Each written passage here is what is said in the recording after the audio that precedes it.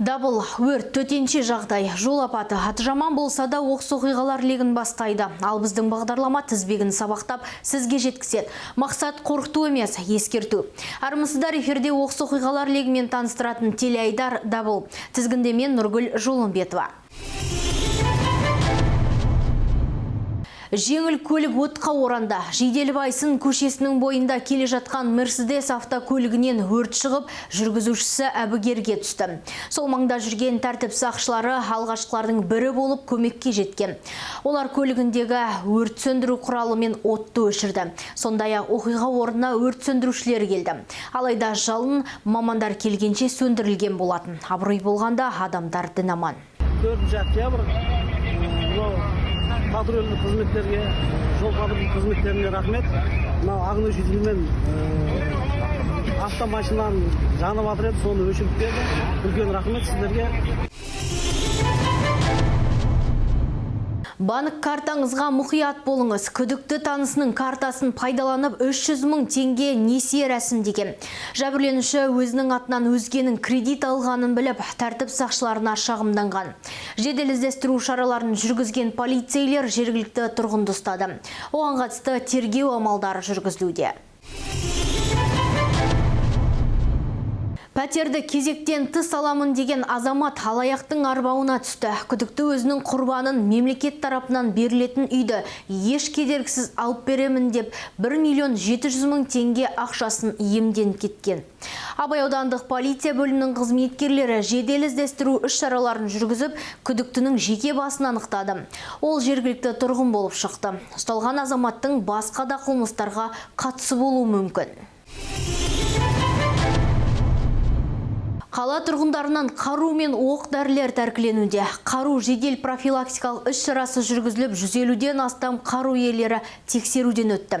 Нәтижесінде 11 құқық бұзушылық анықталып, 2 қару және 1 оқ дәрі тәркіленіп алынды. Анықталған кемшіліктер бойынша азаматтар тиісті әкімшілік жауапкершілікке тартылды. Айта кетейік, іс-шараның басты мақсаты азаматтық қару айналымы саласына тиімді мемлекеттік бақылауды жүзеге асыру.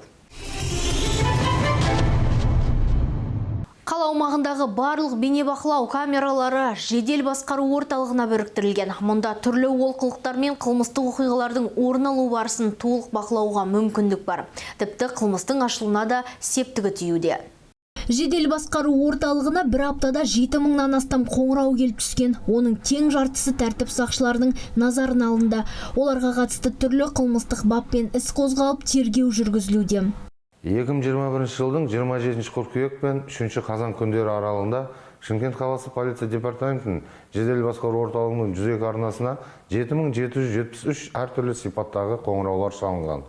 Оның 3166-сы тіркеуге алынып, қазіргі таңда тергеу амалдары жүргізілуде.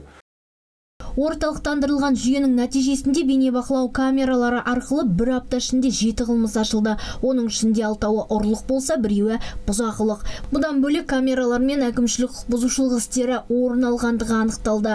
Мәселен, қоқыс тастау, қоғамдық орындарда мас халде болу, қайыршылық жасау. Нөлдік төзімді қағидасы және әкімшілік құқық бұзушылық бойынша 780 әртүрлі хаттамалар толтырылған. Айта кетейік, бейнебақылау камералары арқылы қоғамдық тәртіпті және жол қауіпсіздігін қадағалайды. Сондай-ақ құқық бұзушылықтардың алдын алуға және қылмысты ізін суытпай ашуға көмек көрсетеді. Автобус жүргізушілері кейбір кезде жылдамдықты арттырып, бір-бірімен жарысып, қоғамның ашуын тудырады. Сондықтан тәртіп сақшылары республикалық автобус жедел алдын алу жұмыстарын жүргізуде. Шараның мақсаты жүргізушілердің жасаған жол қауіпсіздігі ережелерін бұзу, маневр жасау бойынша істерін тіркеп, әкімшілік шара көру. Сондай-ақ техникалық тексеруден өтпеген автобустардың жолын кесу. Бұдан бөлек полицейлер зиянды ластаушы заттар шығатын автобустарды анықтады. Мәселен, тәртіп сақшылары лас күйінде автобус жүргізген жүргізушілердің бірін тоқтатып, әкімшілік хаттама толтырды. Айта кету керек, аталмыш жұмыстар 13 қазанға дейін жалғасатын болады. Батыс Қытай, Батыс Еуропа тас жолында 4 көлік соқтығысып, бір адам түрлі дене жарақатын алды. Полицейлердің берген мәліметіне сәйкес, КамАЗ маркалы жүк көлігі мен Toyota Camry, Ravon, Daewoo, Nexia жеңіл көліктері бір уақытта жолды бөлісе алмаған.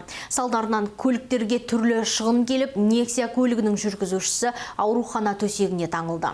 Жол-көлік оқиғасы салдарынан КамАЗ жүк автокөлігінің жүргізушісіне қатысты Қазақстан Республикасының қылмыстық кодексінің 345 бап 2 бөлігіне сәйкес сотқа дейін тексеру амалдары жүргізілуде.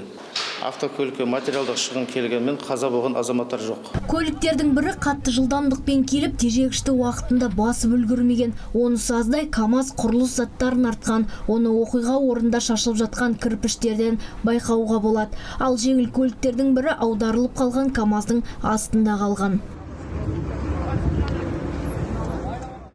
Тәртіп сақшылары жол қауіпсіздігін сақтап, заң талаптарына сай әрекет жасауға шақырады. Сонда ғана адам өміріне араша боламыз дейді. Түркістан облысының полицейлері жүргізушілерге жол ережесін қатаң сақтап, бағдаршамның түсіне аса мән беріп, жылдамдықты асырмауға ескертеді. Оқиғаға қатысты сараптамалар тағайындалып, басқа да мән-жайы анықталуда. Тергеу амалдары аяқталған соң сот тиісті үкім шығаратын болады. Бөтен біреуге сенім артамын деп алданып қалғандар жетерлік. Тіпті жақын деген әріптесіңізде сан соқтыруы мүмкін. Мәселен, Түркістан полицейлері әріптесінің атынан несие рәсімдеген күдікті бойжеткен ұстады. Ол қызметтесінің жеке басының ақпаратын пайдаланып 90 мың теңге несие рәсімдеген. Жәбірленуші банк қосымшасынан хабарлама келгенде өзге біреудің несие алғанын біледі. Бірден төле билік тәртіп сақшыларына хабарласып, көмек берулерін сұраған. Дер кезінде жұмыс жасаған тәртіп сақшылары күдіктіні тұрғылықты мекен жайынан ұстады. Белгілі болғандай бойжеткен жәбірленушінің әріптесі болып шықты.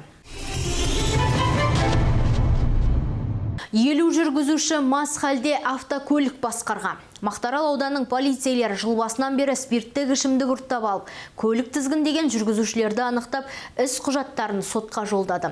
Сот үкімімен аталған жайтқа байланысты азаматтар 7 жылға автокөлік басқару құқығынан айырылып, 15 тәулікке әкімшілік қамауға алынды. Заң талаптарына бағынбаған жүргізушілердің бірі Daewoo Nexia маркалы автокөлігін тізгіндеген азамат. Ол түнгі сағат 10-дар шамасында масан күйінде көлік басқарып полицейлердің қолына түскен. Оған заң аясында тиісті шаралары көрілді. Біздің назарға іліккен оқыс оқиғалар легосындай болды. Күнделікті жаңалықтар топтамасынан кейін қайта эфирге шыққан дабыл телеайдарын жіберіп алмаңыз.